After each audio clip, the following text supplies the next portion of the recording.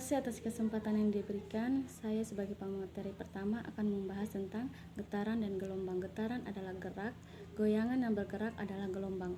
Gelombang memanjang dari satu lokasi ke cahaya. Cahaya dan suara keduanya adalah getaran yang bergerak di seluruh ruang sebagai gelombang, tetapi keduanya sangat berbeda. Suara adalah perambatan getaran melalui bahan medium, tetap cairan atau gas. Jika tidak ada medium untuk bergetar, maka tidak ada suara. Baik, saya akan melanjutkan materi yaitu tentang cahaya. Sebelumnya kita harus mengetahui apa itu cahaya.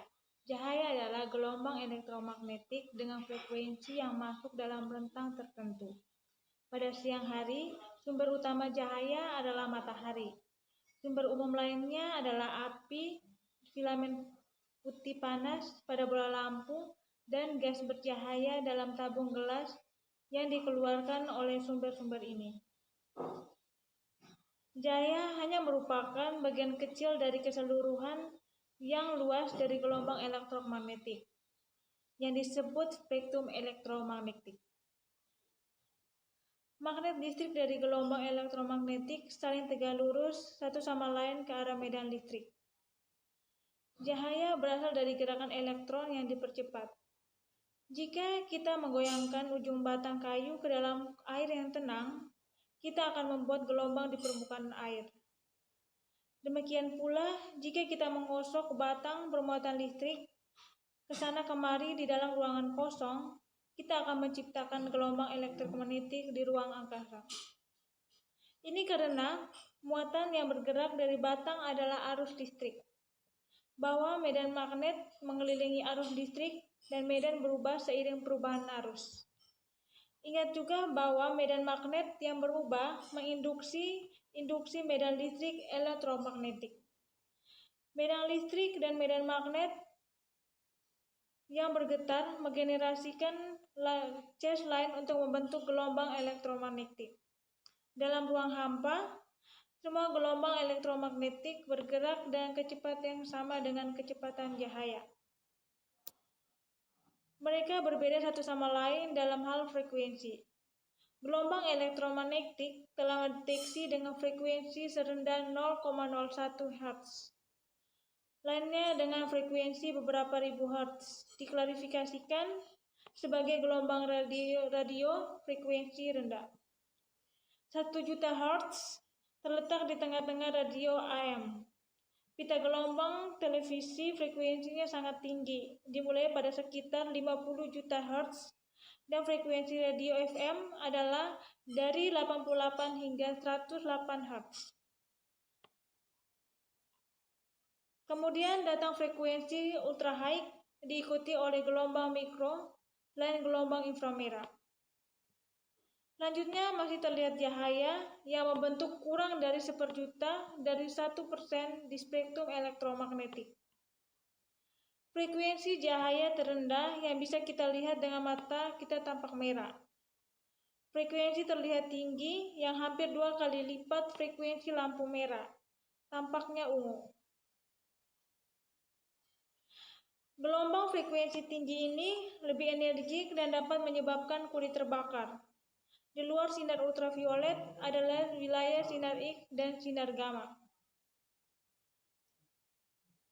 Frekuensi yang berbeda menghasilkan frekuensi panjang gelombang yang berbeda-beda.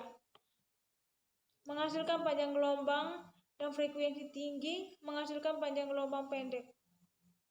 Semakin tinggi frekuensi bermuatan bergetar, semakin pendek panjang gelombang radiasinya. Nama saya Trifonia Gresiki. Di sini saya akan melanjutkan materi tentang cahaya. Yang pertama, pembiasan. Kecepatan gelombang berubah ketika medium berubah. Perubahan kecepatan ini dapat menyebabkan gelombang menekuk, sehingga pembengkokan gelombang akibat perubahan medium disebut refraksi. Cara sederhana untuk memahami refraksi adalah dengan membandingkan gerakan gelombang dengan sepasang roda kereta mainan. Jika kita melihat mata seseorang melalui perangkat reflektif atau bias seperti cermin atau prisma, maka orang itu dapat melihat kita melalui perangkat juga. Jika sumber cahaya dekat, bagian depan gelombang akan tampak melingkar, tetapi Jika matahari yang jauh adalah sumbernya, bagian depan gelombang akan tampak lurus.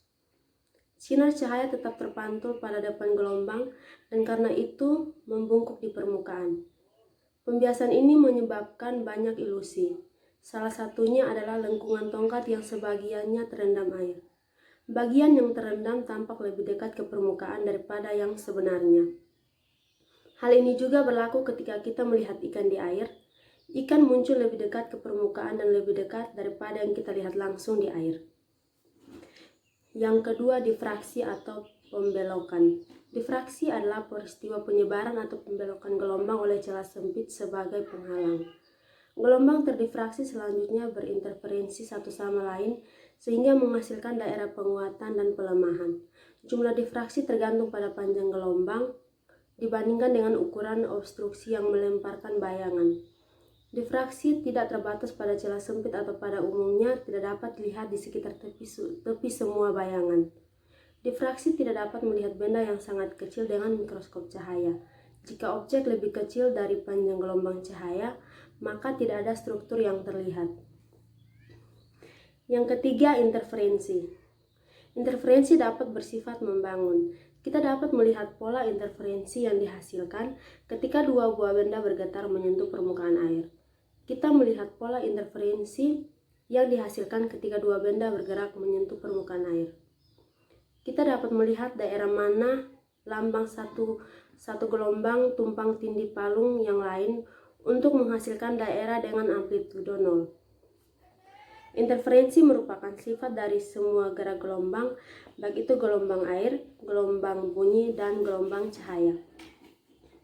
Yang keempat, efek Doppler. Efek Doppler adalah perubahan gelombang yang diukur oleh pengamat karena pergerakan sumber atau karena gerakan pengamat. Efek Doppler terbukti ketika kita mendengar nada perubahan ambien atau sirene pemadam kebakaran. Ketika bunyi sirene mendekati kita, puncak gelombang suara lebih sering kita dengar di telinga kita. Tetapi ketika bunyi sirene melewati kita dan bergerak menjauh, puncak gelombang pada telinga lebih jarang kita dengar suara nadanya dan semakin menjauh dari sumber kita. Sekian presentasi materi dari kelompok kami, semoga bermanfaat. Terima kasih.